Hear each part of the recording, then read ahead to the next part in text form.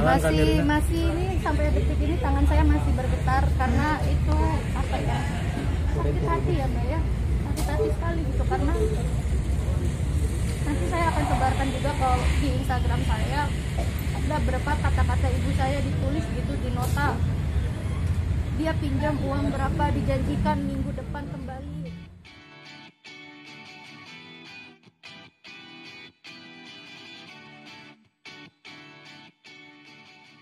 Jangan tinggi-tinggi, woi. Ya kita udah dapat laporannya, terus dari itu ya semuanya jalankan sesuai prosedur saja.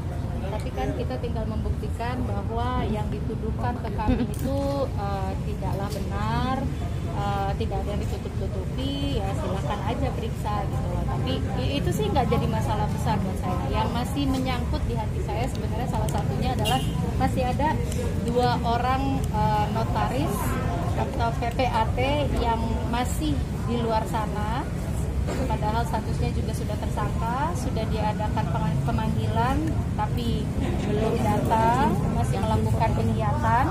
Itu sih yang masih memberatkan saya. Namanya Ina Rosaina, ini adalah PPAT dari Jakarta Barat, juga termasuk pengurus dari Ikatan Notaris Indonesia Jakarta Barat, dan juga ada Erwin siapa ya? Erwin Ridwan. Oh, ada satu lagi juga Erwin Ridwan. Nah, 2 orang ini yang masih istilahnya sudah menjadi tersangka tapi masih berkeliaran tuh buat saya tuh masih kayak ini masih di luar gitu loh. Jadi belum selesai. Walaupun memang sebenarnya ini masih baru langkah awal ya. Gitu. Tapi setidak-tidaknya kami di sini ingin menyuarakan kepada teman-teman semua bahwa di sini juga alhamdulillah tadi ada perwakilan dari BPN juga. Tunjukin istilahnya sekarang juga bisa membantu. Nah, ini yang belum ketang. Yang belum ya, Kak? Suami istri yang tadi sudah ditahan. Okay. Ini yang adalah asisten ibu saya yang apa ya istilahnya, yang tinggal dan membantu ibu saya waktu itu. Jadi kembali lagi saya katakan mengenai ART di sini adalah dia mengasisteni ibu saya. Jadi karena backgroundnya adalah D4, terus dia juga sebatang kara, hanya bersama ibu dan suaminya. Ibu saya dengan besar hati menerima dia, dan sama-sama waktu itu simbiosis mutualisme lah, benar-benar dia membantu ibu saya dan ibu saya membantu dia gitu loh. Dalam hal ini yang terberat kan waktu itu dibilangnya adalah katanya ibu saya suratnya hilang gitu kan. Sebenarnya ternyata bukan. Setelah diinterogasi, yang terjadi sebenarnya adalah surat itu dihilangkan oleh mereka, kemudian juga dibisikkan ke ibu saya, ibaratnya dikoneksikan lah gitu, dikondisikan bahwa ini aja nggak apa-apa mam, nanti yang ngurusin teman saya, dia adalah notaris, nanti ada kok namanya, memang kan kalau di search namanya ada, segala macam kantor juga ada gitu. Jadi dari situlah akhirnya mereka berdua kerjasama untuk akhirnya mengambil harta-harta ibu saya, tanah-tanah ibu saya. Nah, ini tadi pertama kali melihat wajahnya. Masih ini sampai detik ini tangan saya masih bergetar karena itu apa ya, sakit hati ya Mbak ya, sakit hati sekali gitu, karena nanti saya akan sebarkan juga kalau di Instagram saya ada berapa kata-kata ibu saya ditulis gitu di nota, dia pinjam uang berapa, dijanjikan minggu depan kembali, dia sudah ngambil segini segala macam, apa ya, jadi kok lu tega sih gitu, ibu saya sudah ngasih lu kehidupan lebih baik gitu, memperbaiki kehidupan lu, ternyata timbal baliknya seperti ini gitu. Jadi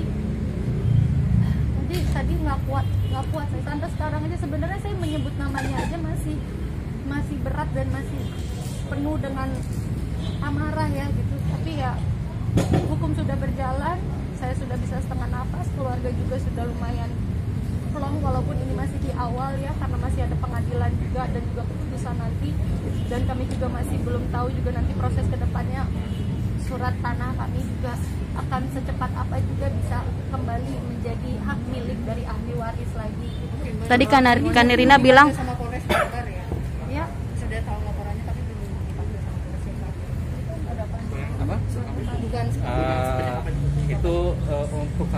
ini masih belum, Mbak.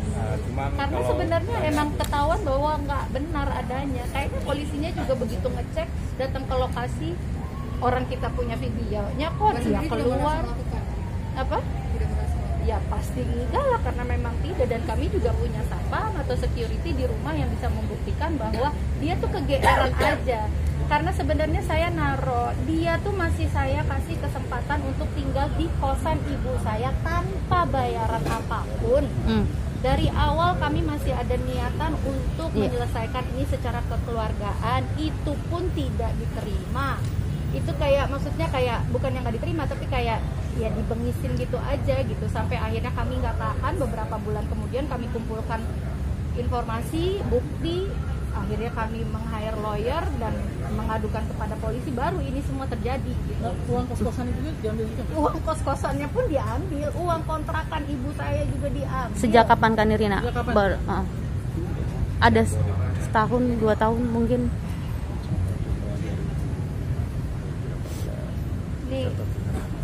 Ini contoh ibu saya, nih ini yang paling jelas, nanti saya akan taruh di instastory saya.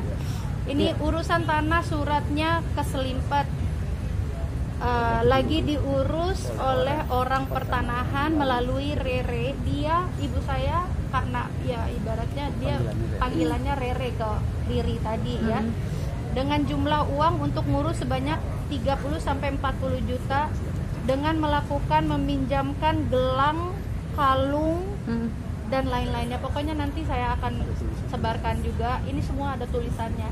Ini tulisan ibu saya.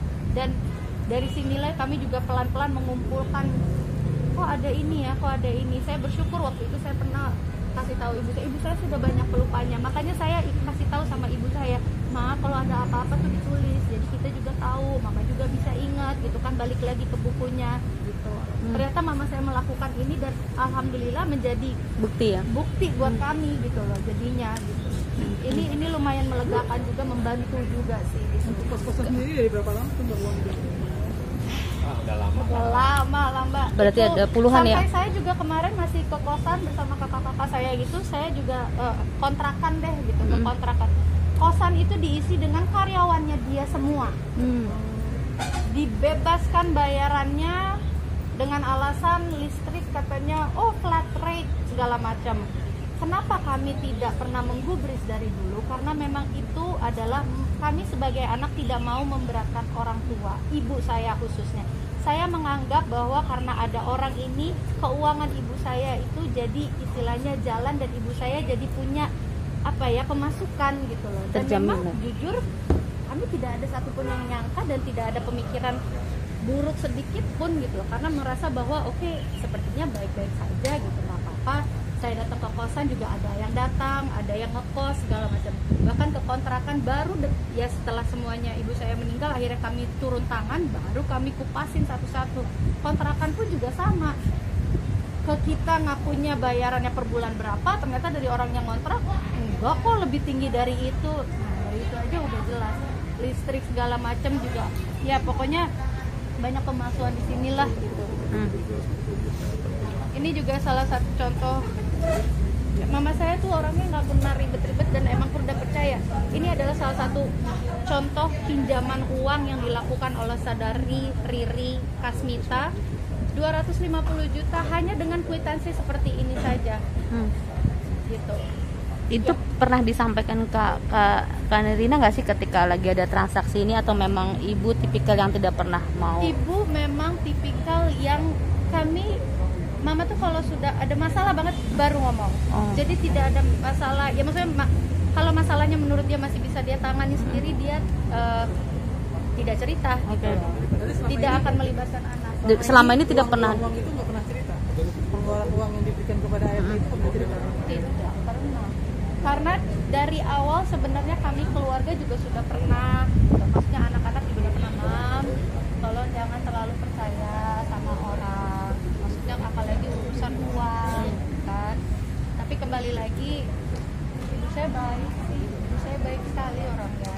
Jadi karena nggak ada pikiran apa-apa ya, terus merasa dia sudah dekat. Inilah kesempatan yang digunakan oleh Riri. Iya. Karena awalnya ya dia pintar mencari hati lah, gitu kan, basically. Udah jatuh hati ibu kami, dia melangkah seperti jawab. Untuk kelanjutannya Mbak yang pada tinggal tempat barunya itu karyawan-karyawan gimana nih Mbak? Oh, sekarang sudah tidak ada yang di sana karena ya dia ternyata sudah punya kontrakan baru gitu. Jadi dengan mudahnya uang itu tidak masalah kan buat dia. Begitu kita tahu bahwa yang datang itu adalah karyawan-karyawannya dia semua, kita langsung bilang nggak ada dong kosan kayak begini, masa kosan gratis, anda semua siapa gitu. Sampai akhirnya ya udah, diributin, kan dia tipenya seperti itu kan, diributin ya udah nggak apa-apa, saya ngontrak lagi aja, keluar aja deh yang lain. Jadi kayak nantangin gitu, oke. Bahkan sampai tadi detik tadi saya ketemu, bukannya mohon maaf, even tadi notarisnya aja mencoba mendatangi saya dengan mengucapkan maaf. Masalah diterima atau tidak, ya itu urusan nanti. Istilahnya dari dianya ada usaha gitu ke kita, itu dari notaris. Dia mendekat ke kami, mencoba Nirina maaf ya Nirina. Udah. Dari dia, ada nggak? Nggak ada. Saya malah ditatap bengis sama dia. Bener-bener matanya tuh, itu yang bikin saya tuh tadi nggak kuat gitu loh. Bener-bener ya Allah udah dikasih ganjaran masih loh dia kayak begitu. Apa ya gitu, saya nggak ngerti gitu apa yang ada di kepala dia. Karena nggak ada kayaknya kita pernah menyakiti atau bahkan sekarang sebenarnya harusnya yang tersakiti kita kan. Ya emang udahlah orangnya seperti namanya itu. juga orang sudah terdesak ya. Mereka akan berusaha untuk melawan balik, yaitu salah satu cara mereka untuk melawan balik. Ya kebetulan ya pihak kepolisian juga mereka juga tahu lah ya seperti apa. Nggak tahu. Tapi saya punya titipan pesan buat teman-teman semua sekarang yang sedang menonton. Saya menerima banyak sekali DM dari teman-teman yang merasa pernah juga ada masalah terkait dengan Farida, saudari Farida yang adalah notaris dari Karawaci, Tangerang, Imam Bonjol Tangerang. Kemudian juga dengan saudari Riri Kasmita mengenai uang-uangan juga. Harap beranikan diri untuk melapor ke polisi, apalagi ke Satgas Mafia Tanah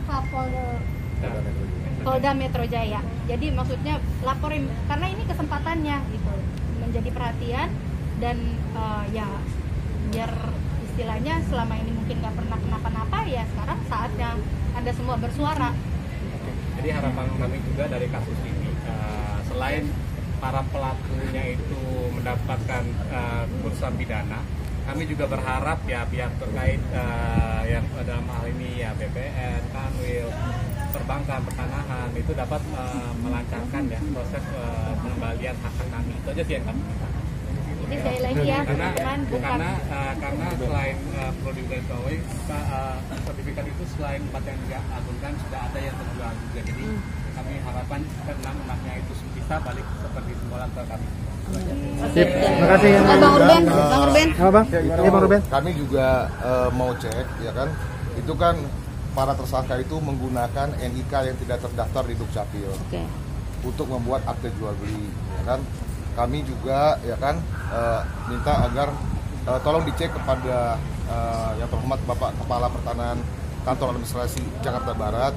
Itu kan kantor BPN ada yang namanya sekarang sistem KKP, komputerisasi kegiatan pertanahan, yang sudah mengakomodir validasi NIK.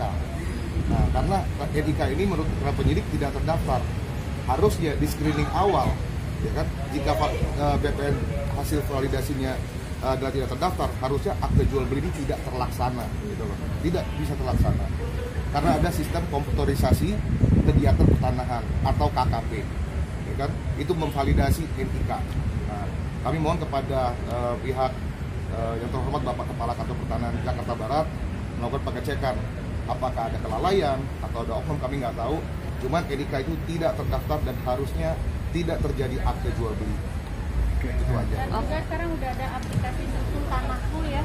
Jadi buat teman-teman juga bisa memiliki aplikasi itu untuk ngecek juga. Mungkin ini momennya pas untuk mempelajari ini semua ya. Melalui saya